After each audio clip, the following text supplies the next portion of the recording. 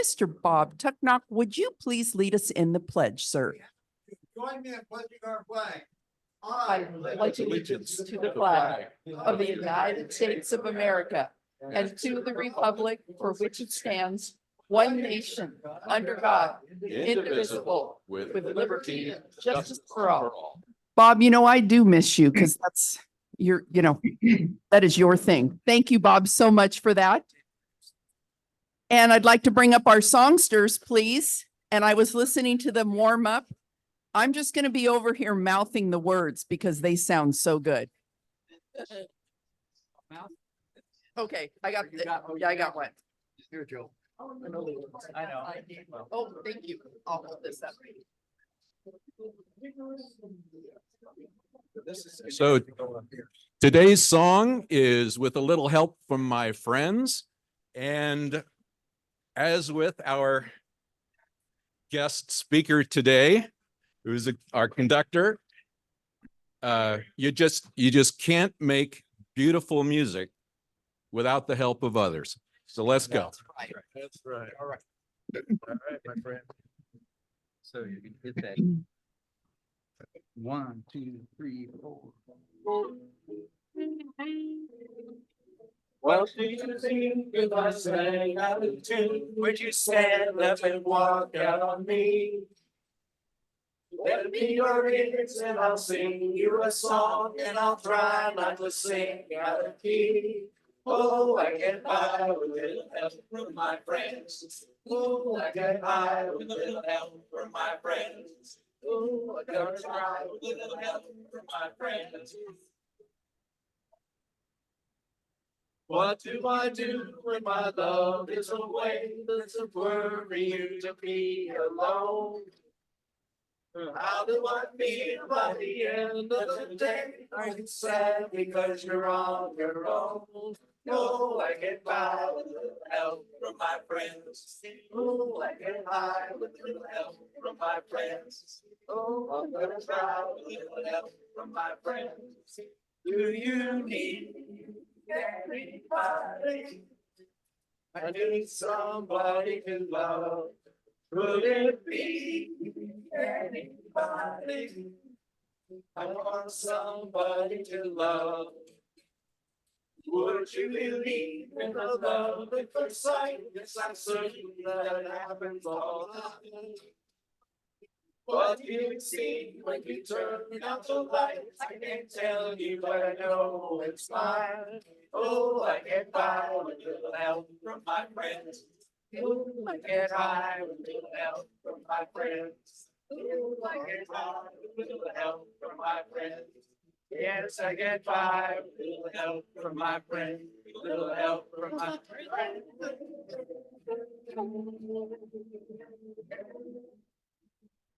Wow. Woo. I don't want to. There we go. They got to take that show on the road. Okay, Miss Susan Mayhall, she is going to inspire us with her thought for the day.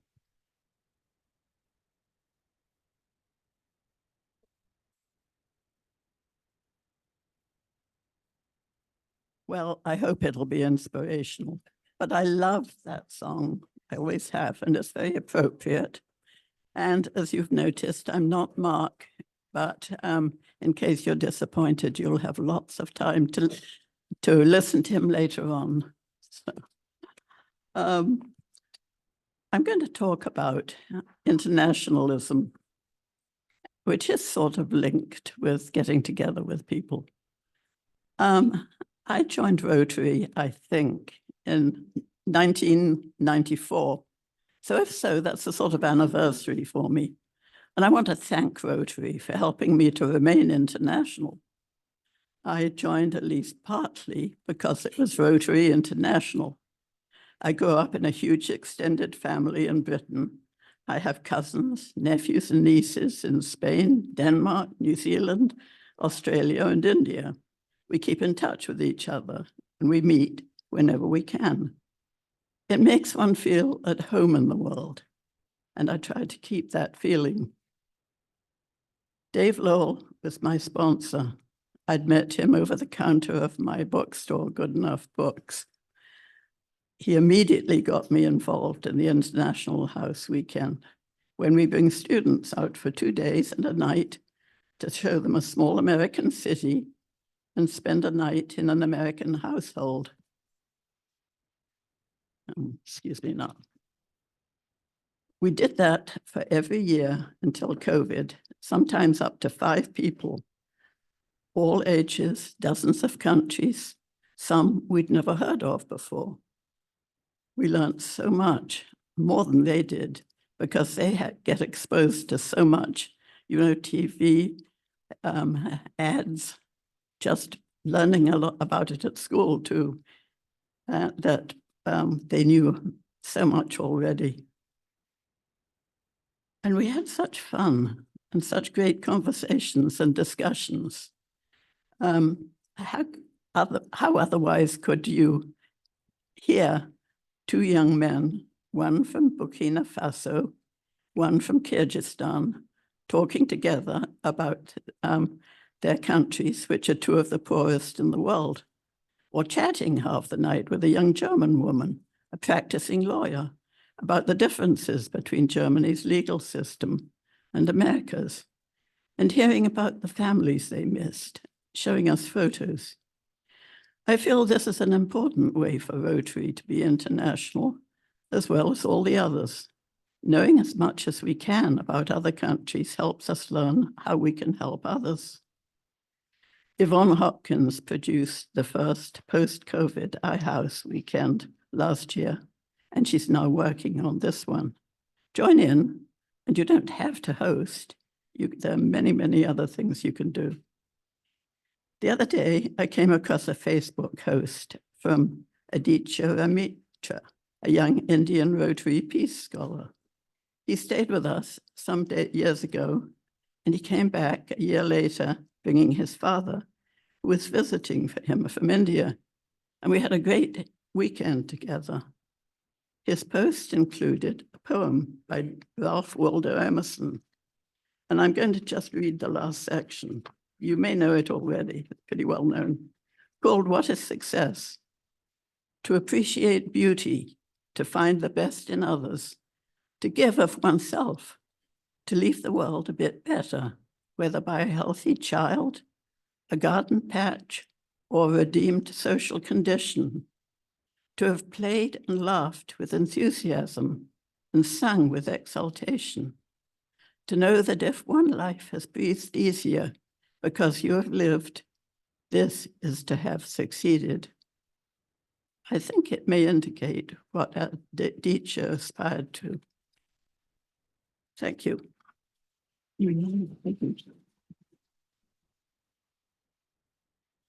Oh, you're good. Susan, thank you so much. And it was inspiring. Okay. We're going to introduce. Okay, well, I'm just going to go ahead. So let's introduce our meeting frontline. And once again, as we all know, I am nothing without these folks. And our meeting is nothing, but I am so thankful for each and every one of you that give your time and the commitment to help us make our weekly meetings a success. So our Spur reporter, David Barnes, thank you. You just hit the ground running, you and Tootie. Thank you so much. Our Spur publisher, Ted Michaels. Irv. Yes, making us look good at all times. Got to have fun. I mean, you're only up here how many more months? Audio visual, today it's Joel. Thank you so much, Joel. And our Zoom host and chat monitor is Mr. Pat Coyle. Thank you, Pat. Our greeter today was Miss Christy Lusty. Thank you. And in the back of the room, we have our Sergeant at Arms, Trex. And Trex, what do we got for monies today? We're starting out slow, or what do we got going on so far? Okay, well, we're moving along. It's a start.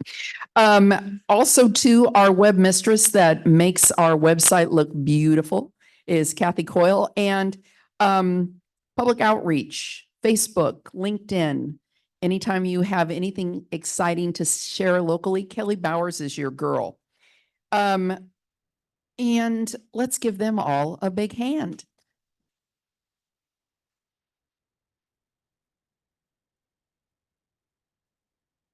All right, and let's start off with visiting Rotarians and guests that are out in Zoom land.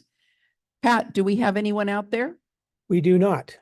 Okay, thank That's a you. nobody. That's a nobody. Okay. All right. How about visiting Rotarians? I see a bright, shiny one right center. Alan, would you introduce let's see if we can do this right, gang. Well, the visiting Rotarian right next to me introduced me at the Pleasant Club at Haps and the Dublin Club earlier this month. So it's only fair that I introduce him. For those of you who don't know him, this is Bob Tucknock of the Dublin Club. Hi, Bob. Oh, I'm so proud of you. Good job. Okay, TJ, you're not leaving, right? Because there's some money that's coming out of your pocket. I see it right behind you.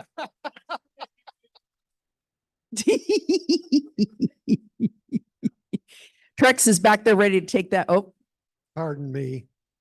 who did that to you? Jennifer Tate, as a matter of fact. Jennifer. Okay, we'll get Jennifer next week. Okay. Any other visiting Rotarians? Okay, guests of Rotarians? No.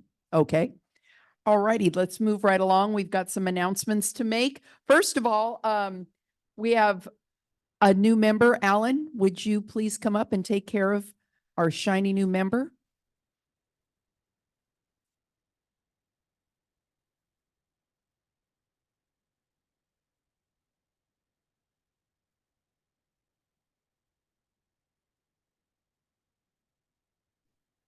It's my great pleasure to introduce a new member, David Scheffler. And David, you can come a little closer. The Rotarian who proposed you, Dennis O'Brien, saw in you the qualities that would make you a great Rotarian, and certainly through your application process, and it's clear that you are in fact a great new addition to our club.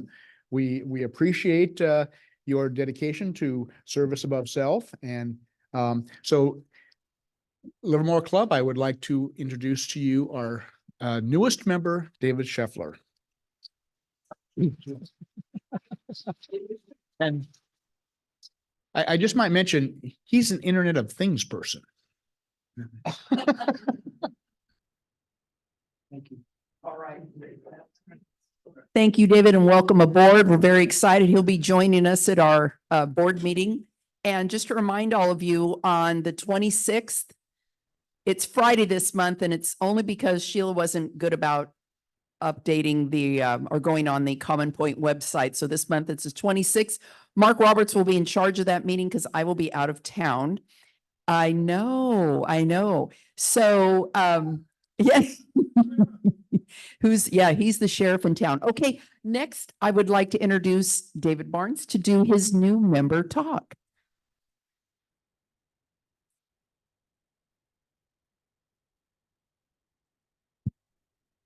Thank you, Sheila. And David Rounds, I hope that my talk is worth the wait. Hello. I am David Barnes, or otherwise known as Mr. Trudy Barnes, and I'm very proud of that, by the way. I am a third-generation native Californian, born in Sonora, lived a couple of years in Downey and in Redwood City, but I spent all of my school years in Corcoran, California, south of Fresno, and all of my summer jobs were out in the field as a survey crew member or in a farm equipment repair shop. Now, very flat, wide open spaces, some might say boring, but for a shy kid growing up, it really gave me room to think and process. And the older I get, the more grateful I am for having grown up in that small community. Now, in school, I love learning about absolutely everything, and I still do. My two main pastimes in high school were drama and music. and though I was active in lots of clubs and such, I played clarinet, sax, and trombone in school band, trombone very badly, by the way. I picked up a guitar inspired by Peter, Paul, and Mary, Gordon Lightfoot, and Simon and Garfunkel. And that's me and my buddy Reed Power on the right, playing the boxer at our high school talent show. Later, I picked up the bass. Went to college at Stanford, where I was in the Stanford band. Obviously a crazy, crazy time, but boy, was that fun. Got to march in the Rose Parade and everything. And yes, that is me on the right when I had hair on my head and not in my ears. I majored in German studies, and I studied and worked in Southern Germany for about 1.5 years. That was fabulous. In '77, I met Trudy in Menlo Park. She told you this story. We were engaged 3 weeks after our first date. And I've told people a lot of times, a lot of young folks asking, how'd you know? And I said, well, before Trudy, I was always asking, could I live with this person for the rest of my life? And with Trudy, the question I was asking was, could I live without her? And the question, absolutely, I know it's sentimental, but it's the truth. And here is a picture of our daughters, sons-in-law, and 8 grandchildren this last Christmas. Career-wise, I was gonna be a high school teacher, but when a job at a private school fell through, I scrambled and took a job as a draftsman and a designer. A few years later, I switched to communications for tech companies like HP, Cisco, Symantec, and most recently ServiceNow.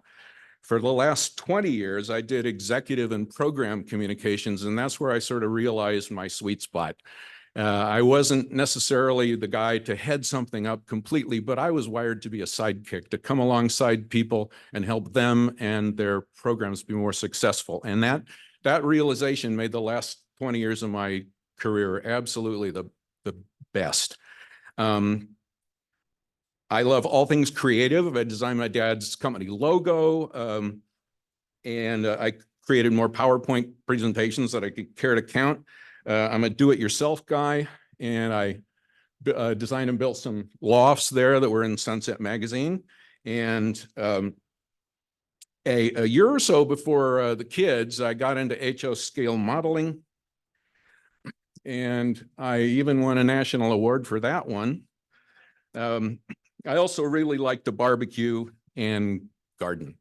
Now, as you know, a lot of you know, I really enjoy rewriting lyrics to popular songs, one of which you sang. Got lots more. Topics include birthdays, having kids, getting older, drinking wine, and life events like getting COVID vaccines, and yes, even vasectomies. I've got a half an album of those. I've also written some original songs, one for Trudy called The Jewel in My Crown, which she surely is, and some songs for our daughters. In 2022, we retired and moved to Livermore. And since we both grew up in communities out in the farmlands, it really does feel like home. And I would say even more so, or especially so, because of all y'all and the welcoming spirit here at Rotary. So thank you.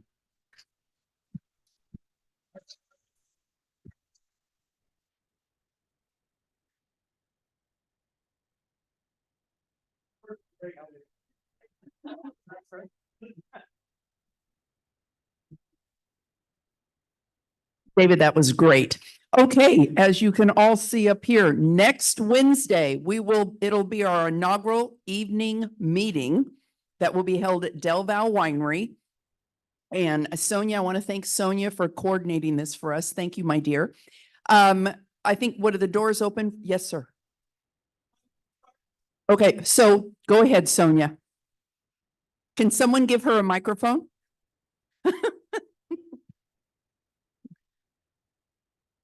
Oh, well, it's our Zoomers, just we want to be. That's okay. That's all right. You get one more chance. first meeting at Del Valle Winery will start at 5 p.m. with a social hour, cocktails, and hors d'oeuvres. And the meeting will start at 5:30 to 6:30. And you're also welcome to stay after to imbibe more wine. Perfect. I love that. Wine and then wine. So we have a speaker that evening, and Del Valle Winery is very excited to have us. So there'll be assorted light hors d'oeuvres. If is there something you wanted? Oh, that's okay. I thought you were going to help me with something. But I'm helping you with the $10 out of your pocket, though. Yeah. Okay. Oh, you already gave it. Okay, good. There is hors d'oeuvres that they, food they provide there. And Sonia said, if for some reason there's something more that you would like, or that maybe what we've ordered you don't care for, you can purchase your own. So they have that available there. So this will be the last Wednesday except in March. And what I'll do is we'll probably get a schedule up starting next week. Yes, sir.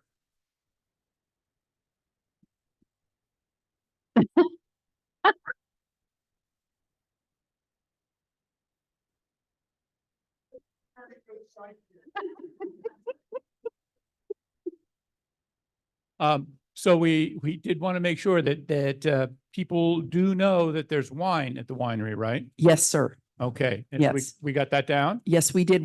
We start with wine and end with wine. We kind of got the wine thing all going there. Very Covered. good. I Yes. wanted to be clear about that. Yes, sir. What Yes, else sir. did you want to say about Del Valle Winery? Well, what I was going to say was on March 20th, we were going to go there instead of the 27th because of Youth and Government Day. It's true, and we didn't want the little ones drinking as much. Yes. Well, not with us. Yeah, not with us. Not with yes. us. Okay. So that will be the only month that there'll be a little switch, but we'll give you a little schedule. And Yes, there's sir. already a schedule. There Do you know where is. to find it? That's right. Do you know that link that Joel sends out every week?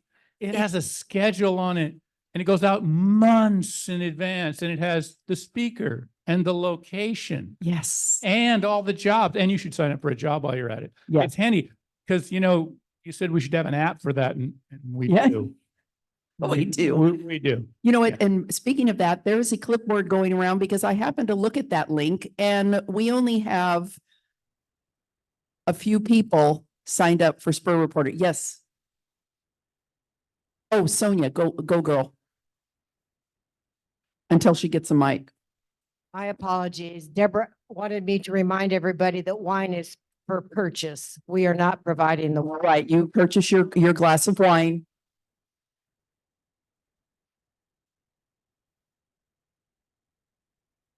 Oh, it doesn't say that on there. Yeah, you purchase your wine and you get free hors d'oeuvres. Oh, we have another slide. Okay. Thank you. Thank you. Next, Bob, you're up. Okay. The count right now is we have. So we're always worried we're not going to sell out, but it looks like we're going to have our 87th consecutive sellout here. We're still working on all the details. What we really need are silent auction items, or even better, the real high-end live auction items. If you've got a condo in Hawaii or someplace wonderful, please let us know. We'd like to have it for a week. And we're meeting at my house tomorrow, 5:30. 5:30. Thank you so much. Okay, real quick before we move forward, Joel, Mary Ann had a little quick announcement to make.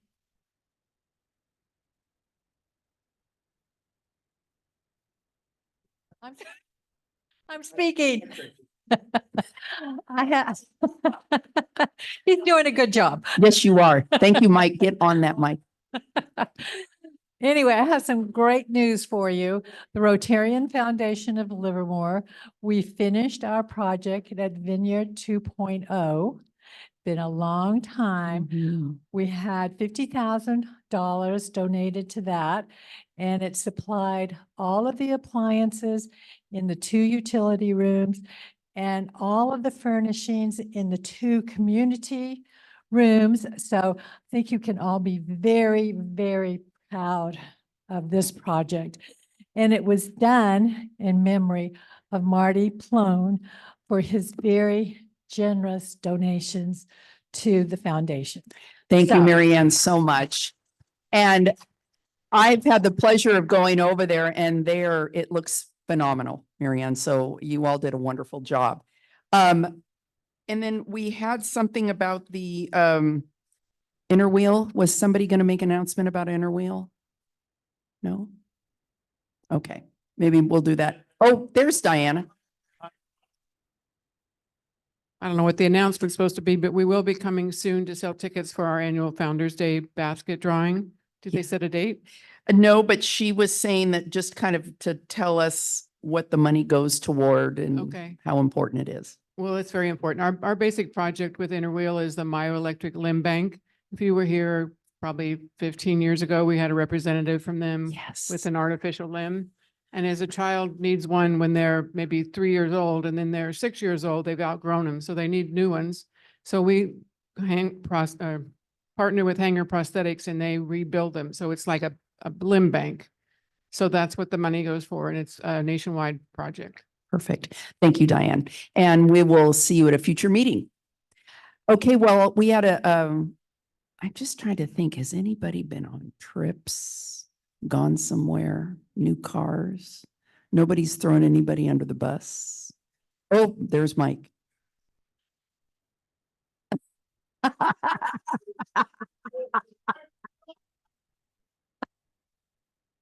I love this club. Okay, I must confess Yes, that last Monday, I had the privilege of playing golf with one of our past presidents. His name is, what is his name? Mike Thompson, right? And we just happened to be playing golf at the Waiahu Golf Course in Wailuku, Maui. Wow. So I must admit to that. But more importantly, I'd like to indicate that yesterday was the birthday of my wife Nancy and my 3 daughters, Oh, Melissa, Meredith, and Michelle. So well, congratulations.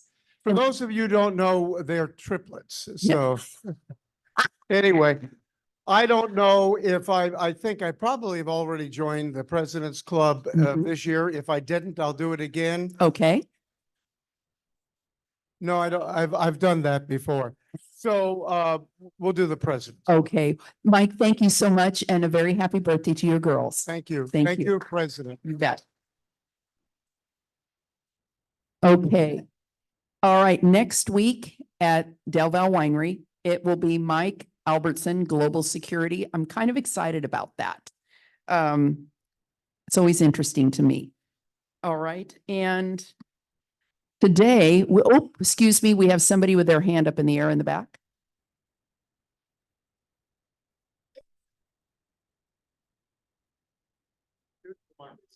Where is Ron Cooten? There's a card going around right now for Ferrucci. He Thank you. he broke 3 ribs and a vertebrae. And he's going to be he's hurting a little bit. Yeah, he is. Has a nice back brace. And just thought you guys would like to know what you're signing the card for. Yeah. He's going to have to tell you that. He's going to have to make a really exciting story because I understand it wasn't. So yeah, he tripped over his guitar.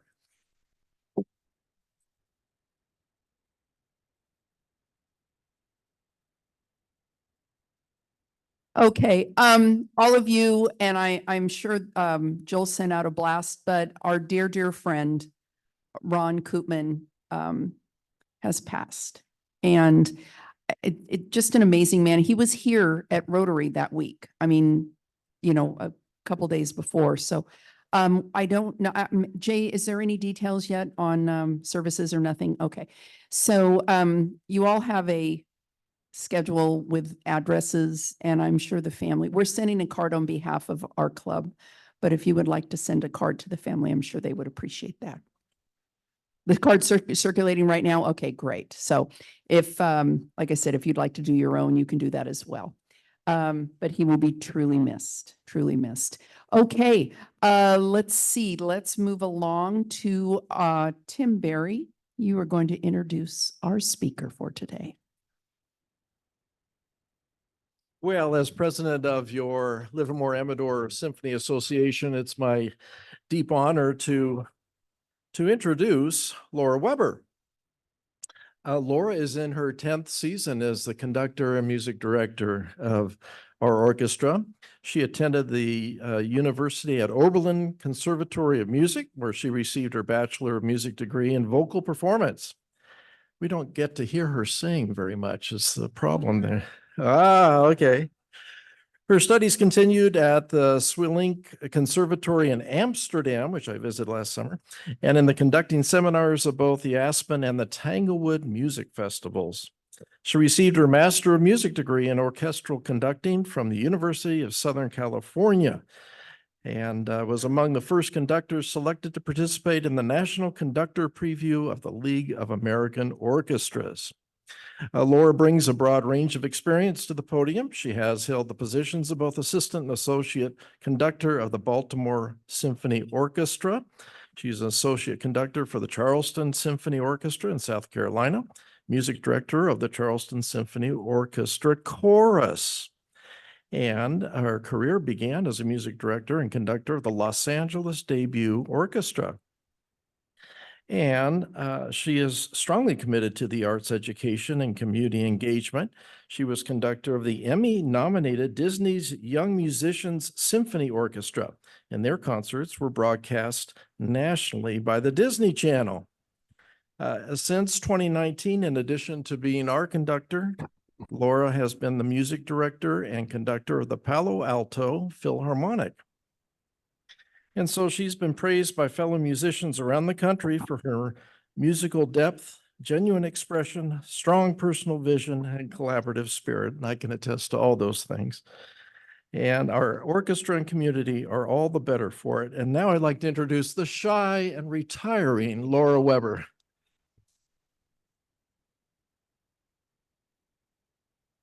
Hey, everybody. It's very nice to see you again. It is one of the big joys of being a member of this community that I get to come and see you every few years. I think in my very first season, which I thought was 9 years ago, isn't it next year I'm 10 years old? I don't remember. Doesn't matter. It's been a surprisingly long time. But one of my first acts as the new music director of the Livermore Amador Symphony Orchestra years ago was to come and speak with you and get to know this community through you and all of the remarkable, insightful, generous, good work that you do in this community, in our Tri-Valley extended community, in our state, in our nation, and in the world. I think Rotarians are among the finest human beings out there, and it always brings me joy to be with you, and I thank you for what you do. And on a personal note, I would like to acknowledge Ron. Ron Koopman, he was the first person, I think, that I met in Livermore when we were looking for a house. The house we were looking at was on Lillian Street. It was Joanne's house. And the two of them were getting it ready for sale. And one of the first things that happened, we were new first-time homeowners, and we literally couldn't find, like, where does the pipe from the street connect to the pipe from the house? And we freaked out, and I called Ron, and he came over and taught me how to live in my own house. So from there, I got to know him when he was involved deeply with the Pacific Chamber Symphony at these meetings, at our concerts, his dedication to this community, his brilliance and talent. It's a huge loss, and I'm thinking about Joanne, and I encourage you all to reach out. Symphonic music is the place for all of this. And that's one of the things I wanted to speak with you about today. I've been here before and talked with you about how our minds are musical and you can measure it in an MRI, and it doesn't take some special gift to be able to to access that part of your humanity. It's for everyone. I've been here and talked with you about arts education and how important it is to keep reinvigorating it and not lose it. I've been here and connected community to orchestra and talked with you about how to function as an orchestra during a pandemic. What in the world could I possibly have to say to you that I haven't already said? But what I find it boils down to in my mind more and more is what's so special about symphony? Why an orchestra? What's so great about that? So let me address that by first asking a question. Who among us would say who among us today, raise your hand if you're a symphony fan, just generally. Classical music is a thing you choose. Classical music, symphonic music. That's quite a lot of people. How many of you regularly say, with my spare time and my spare dollar, I'm going to go to a concert? Okay, right. So in this crowd, these are high numbers, believe it or not. It is the case that symphonic music is increasingly less of an option that people immediately think of as something that is for them, that they would enjoy.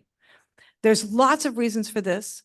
And before I get into that, I'd like to do some terms and definitions. I've already said once symphonic music and classical music. I'm trying to be disciplined to be sure that I am saying symphonic music. Classical music was created and reached its peak in the 18th century and is a form of music that is reflected in symphonic music, that is part of symphonic music, but it is not it. Symphonic music can be anything at all. A symphony is the vehicle for sounds unimaginable in any other iteration. Mahler, the great late Romantic, early modern symphonic composer, always said the symphony should be like the world. It should embrace everything. That's what a symphony can do. And it's for all kinds of music. I don't know how many of you are fans of the Colbert Report and know the band leader, John Batiste, the remarkable multi-Grammy winner. He just recently premiered the American Symphony. And his whole conceit was, if a symphony were invented today, what would it be? Who would be in it? What kind of music would we hear? That would be a whole half-hour talk if I were to discuss with you what he did. But to be clear, it was infused with form and structure that you gain from 18th century classicism and music of all cultures and peoples in the fabric of an American society and all of the forms of music that those cultures embody, with jazz and blues as a through line, in a symphonic setting with an orchestra, with a score, the way we look at a Beethoven score, but maybe a little different, maybe a little more improvised. My point is that a symphony can do that, and it is distinctly its own. There's so many genres of music, so many different musical styles. There's something for everyone out there, whether it's pop or folk or country or chamber or jazz or anything you can dream up. Music is perhaps the most versatile human art I can think of. But a symphony orchestra is unique in that it is generated collaboratively across so many different kinds of people playing so many different kinds of instruments that emit distinctly different kinds of sounds. And in no other format do we create music in quite that way. Maybe a band, but those are more homogeneous sounds, and a chorus certainly, but a symphony is just different. And with this kind of collaboration, we produce a product that literally needs no words to describe it. It is experienced by each listener in their own imagination, in their own oral imagination, in their own unique way. We ultimately are storytellers, and the stories we tell are recreated constantly in real time as if magically by new again for the first time. I recently did a concert with the Palo Alto Philharmonic in which we played music by a composer, Lily Boulanger, who died when she was 21 years old. She was an exquisite composer. You'll hear her music on one of our programs coming up here in Livermore. And I felt her presence strongly as we were playing her music, because it literally felt like in the act of recreating it, even just in rehearsal over and over again, we were bringing her and her story and her life experience and her sound world alive again with every iteration of collaboration in rehearsal. So it's not as though that isn't true of many other forms of music, but in a symphonic setting, this happens collaboratively on a large scale across multiple disciplines and differences among people. And so the process by which we create it also makes it different. Rehearsals aren't just, okay, I've practiced my part, I'm showing up, and now I'm going to coordinate with everyone else, and we're all going to try to play just as perfectly as we can, and it's going to magically come out. We have a set of information that the composer wrote down. The composer could be any person, any gender, from any culture, from any point in time. I guess the only place they can't come from is the future, although maybe that's coming. And we look at this sort of data sheet in which these symbols are placed before us and start. And what we're doing, what do you suppose the first thing we have to do is in a rehearsal? Well, we tune, yes. But the very first thing, the very first action we have to take is not playing, it is listening. You can't know how to play without listening. So the number one thing we're doing when we're tuning, we're listening to that A. We're all trying to sound the same, and we have to do it quietly in order to hear one another. And as we rehearse, we are actively, intensively listening all the time to try to sort out, okay, am I important? Am I the voice that needs to be speaking? Or do I need to sort of step to the background and really listen to a different voice? And in doing so, how do I need to change the sound I'm making to support that voice? And that is what makes the music beautiful. Most of the time, orchestras play too loudly. And the first thing we need to do is start from a softer place so that we can hear each other. And we do this in rehearsal with a professional orchestra like the ones you named from my bio.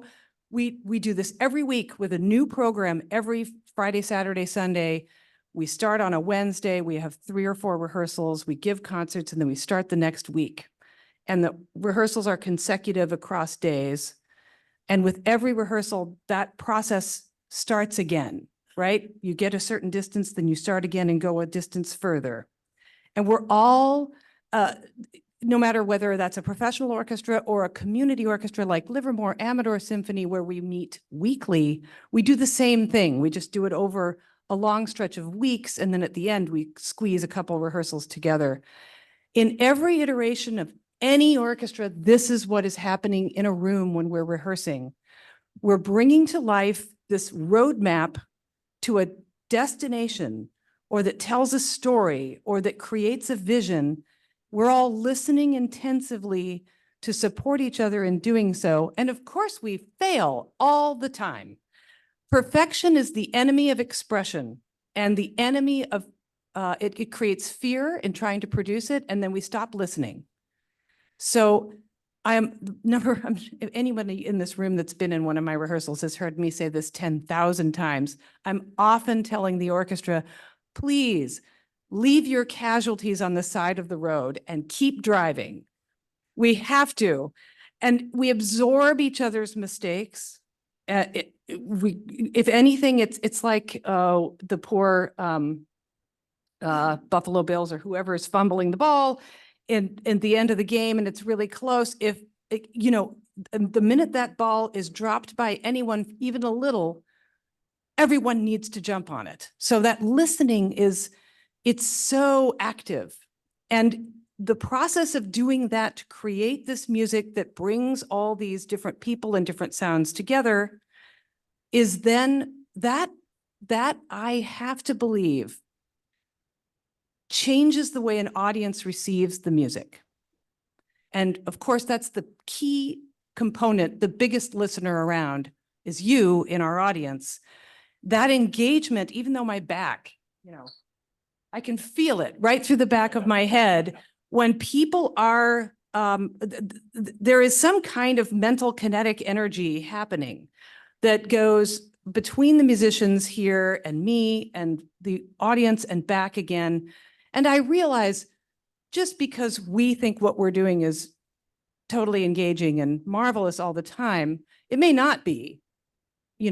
Might get boring. You might fall asleep partway through the exposition of a big symphony. You might think, ooh, this isn't quite for me. Just imagine if a symphony concert were an art gallery. If you walk into a gallery and go, oh, yeah, I think I'm going to go to that gallery. You can just leave. But in a concert hall, you're there. You are sitting through, it might be 10 or 20 or 40 minutes, maybe. And you might find that as we play, it grows on you, or that if you heard it again in a year or 6 weeks or something, that you might feel differently about it. It is a different way of taking in art to listen to music. It's played and it's gone. Like, what is sound? You hear it and it vanishes. The music exists only in that moment that you're really hearing it and in your memory. You can't turn away from it, really. You have to wait through and live through the experience. And so there's a lot of trust and investment of time and attention that we bring in rehearsal and then you bring to us in a concert.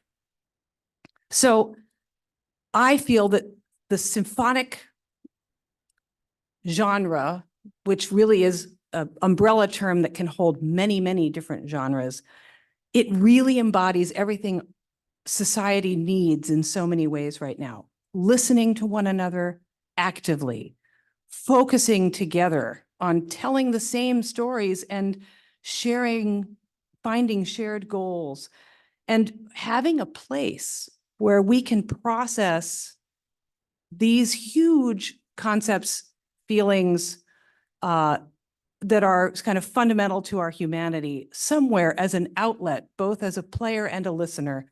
There's just nothing more fulfilling. So if that's all true, why am I concerned that even in this room, not more hands are going up when I say, hey, do you go hear a symphony concert? And this is because there are real barriers for people to this art form. One of them is one I just talked about. You have to go and be willing to sit there for a while. You have to really pay attention. And in our society, we don't have to, our attention is called for in tiny little fragments over and over again. We're not often asked to sit down and really spend time focused on one thing with others. There's that, but there's also, to be frank, the entire history of my field. Symphonic music's been around for a little over more than 400 years. It came to its sort of maturity in the heart of the 19th century and pretty much almost entirely excluded women and composers who were not white. That was true in many parts of society and in many forms of art, but certainly symphonic music was not immune to this. And you have to bear in mind, if you're a composer of symphonic music, it is incredibly hard to be heard. You have to have an orchestra. This is hard. You have to get all those people together. If they're professionals, those are resources that cost money. Even if they're volunteers, it costs money to put them all together in a room. They need their instruments. Music has to be published and distributed. You need a venue. In modern times, you need a recording. And to mount that for an unknown composer, by the way, that was Beethoven, Haydn, Mozart, Brahms, Mahler. They were all upstart, unknown, contemporary, radical composers that nobody was quite sure if anyone should pay attention to at one point in time. And then you might have a bad premiere. You might get all that together and somebody didn't rehearse it very well. That happened to Robert Schumann. A lot of his music was just decimated.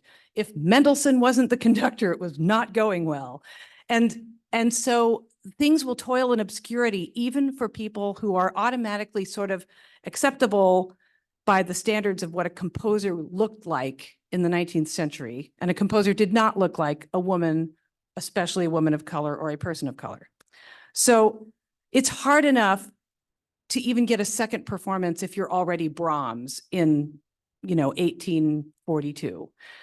But if you're Louise Farrenc, a great French Romantic composer who toiled actively as a composer in beautiful ways and wonderful musician, nobody knows who she is now. Getting a second performance for somebody like her, or even a first, totally impossible. So our art form came of age in an exclusive way, as many art forms did, but especially ours. And then if you think about that, that becomes history, and that's the history that is taught. And that is the history that is taught at the Oberlin Conservatory and the University of Southern California and the Eastman School of Music and San Francisco Conservatory. When I was a student in the 80s and 90s, I was not taught, I can't name for you a single note of a female composer that I learned, that I was asked to learn. It's not because people were like, that's bad. That literally was not paid attention to. People were not paying attention to those composers at the same time as other great voices. And of course, this is no skin off the tradition's nose. The great music that forms the canon of classical music really is remarkable.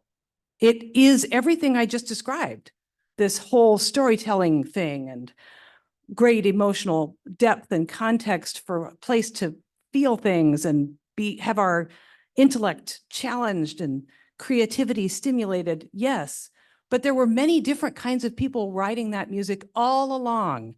We didn't just suddenly hear from women in the 60s and 70s and 80s. They were writing music at the same time as all these other great composers who are part of the canon.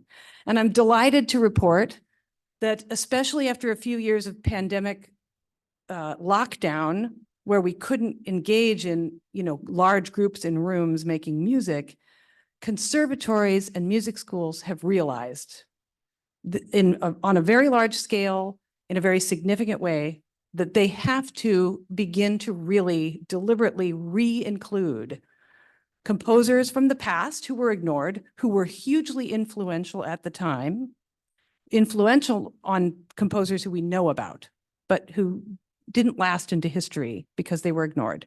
And also to make sure that we're hearing new music composed right now today by every kind of person. And so there's now beginning to be an understanding that the curriculum I was taught should have been way more inclusive, and then maybe I wouldn't be in my late 40s and early 50s going, wait a minute, I need to do something about this. I would have grown up knowing this repertoire from the beginning. So we're working on that barrier, but as you can imagine, it's much easier to relate to an art form and to select to experience it if there's any chance that you might recognize yourself in it somewhere. And the truth is that symphonic music has always been a reflection of everyone. We just don't always get to hear the voices that were traditionally left out. So we're putting them back in. Other barriers, as you can imagine, education. I explained a moment ago that I spoke with you at length in the past about how our brains are musical. As human beings, it's not a special talent that we have. It's just not. If you get in an MRI and attach an electrode to your auditory cortex and someone plays you the note A, whether or not you can sing it back, your brain is vibrating at that frequency. Read Dan Levitin's book called This Is Your Brain on Music. Every human being is musical. We are all animals. Animals are musical. It should be part of the core curriculum. I'm just not going to namby-pamby around it anymore. It should not be an extracurricular. It should be curricula. It should be along with math, science, language, social studies. By the way, music is math. It's math. We have a whole note. It's divided into two half notes. divided into 4/4 notes and 8/8 notes and 16/16 notes, and I could go on and on. You can group these durations of notes into 2s, 3s, 4s, 5s, 6s, 7s. There's an 11 4-bar in the Rite of Spring. And proportion, distribution, expectation, and pattern recognition. Melodic line is inextricably linked to language formation and memory. So incorporating music, I mean, many of you here probably still grew up in an era when you sang in the classroom, right? It wasn't even necessarily a music class. It was class. So these days, some of my colleagues who teach are literally struggling to get children to be willing to sing out loud. And this is a huge problem. We need the arts and music to be part of the general curriculum. This means that everyone would have the opportunity to find themselves in that space. And then there, you know, as you can imagine, we carry forward this lack of access and exposure becomes a feeling of distance in a future audience where you feel like, I don't know about that, so I don't think I'd be comfortable in that space, so I'm not sure I'd be welcome in that space, so I'm not sure I'm able to listen to it. And this has to be changed as well. I'm delighted to report Prop 28 has passed, and in February, I think it is, there's a big kickstart of funding in the state of California for the arts in schools. Let's hope good things happen as a result of that. Cost is always a barrier. That's why we keep asking you for money. That's why all arts organizations will never stop asking you for money. We're a marvelous capitalist society. Arts organizations cannot sustain themselves on purely behaving like a business and ticket sales alone. We always do our best, but art is expensive and it needs also to be able to be subsidized so ticket prices don't get to a point where that's really inaccessible. We've always needed big pocketed donors and little pocketed donors, and we always, always will. And it's just the most generous philanthropic act you can give to. So I just want to let you know that I think the Livermore Amador Symphony in its 60th year is, I hope, setting a really big example of how we can sort of harness this power of symphonic music. It sounds corny, but it really is a power, and share it with more people. We are now, we're seeing an improvement in the whole industry in adding back voices that were excluded, which are incredibly beautiful voices and which enhance the voices of the traditional canon that we have always known, those of us who've always known that canon. It just makes everything more interesting. But playing more music of diverse composers who were ignored is not enough. We have to reach communities where they are and be willing to ask the questions we don't know the answers to about how to do that. One of the things the Symphony is doing is offering more and more free access to our Symphony. So we give a free Pops concert now in front of the bankhead. Everyone's invited, free family concerts, free tickets for young people to come to our concerts. And you'll notice in our programming that you've heard from Florence Price, African-American female composer of wonderful talent, of Samuel Coleridge Taylor, Arturo Marquez. We're playing the music of Jose Moncayo this coming February 10th. We're celebrating Chinese New Year with Anlun Huang's Saibei dance, and all of that interspersed with music that you probably have heard and are familiar with from the traditional canon. So it's something we're striving for and working towards in collaboration on big things like Violins of Hope, and in our in-school outreach programs where we reach 1,000 kids a day when we go in. So we're doing our best and we're asking for your support. And I have to leave you with this one thought from an interview on NPR I heard a couple of days ago. Nokatula Nengwanyama, try that again, Nokatula Nengwanyama. She's a violist who I went to school with at USC. Remarkable person, became a composer and has written a piece of music called Flow, in which all of the musical material has been inspired by particle physics. As you know, particle physics defines all matter as consisting of atoms, also consisting then of protons, neutrons, and electrons. And she said something about her music and why she's making it that struck me. Particle physics has lessons for us. We are all made of the same stuff. We are busy building walls between each other, but we are already connected to one another and to nature in irreversible ways. We can choose to celebrate our commonalities. And for me, that's why I'm invested in symphonic music. And by the way, that analogy goes further.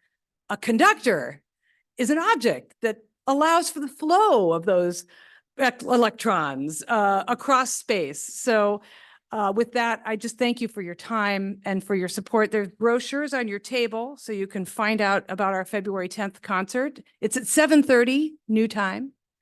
And I invite you all to join us. I hope you'll be there with me. If you have questions, by the way, for how conductors send charged particles across orchestras, I'm happy to take them if there's time.